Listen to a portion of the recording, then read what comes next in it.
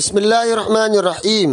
حضرت شمویل علیہ السلام، حضرت شمویل یا شمویل علیہ السلام کا سلسلہ نسب حضرت ہارون علیہ السلام سے ملتا ہے۔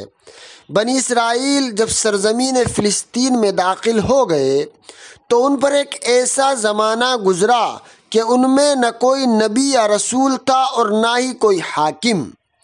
چنانچہ پڑوسی قومیں ان پر حملہ کرتی رہتی تھی۔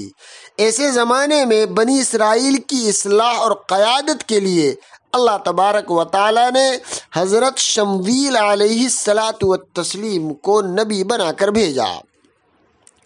قرآن میں شمویل علیہ السلام کا نام تو نہیں ہے، لیکن سورہ بقرہ میں ان کا ذکر آیا ہے۔ حضرت شمویل علیہ السلام نے قوم کی درخواست پر حضرت طالوت کو ان کا بادشاہ بنایا۔ بعض لوگوں نے اعتراض کیا تو حضرت شمویل علیہ السلام نے فرمایا، یہ اللہ کے حکم سے ہے، اور اس کی نشانیوں میں سے ایک نشانی یہ ہے کہ تمہارا صندوق جو نبیوں کی میراث تھی، جس کو قوم عمالقہ لے کر چلی گئی تھی، فرشتے وہ صندوق انہیں لا کر دیں گے۔ چنانچہ ایسا ہی ہوا، فرشتوں نے وہ صندوق حضرت طالوت علیہ السلام کو پہنچا دیا اور حضرت طالوت علیہ السلام بادشاہ بنا دیے گئے۔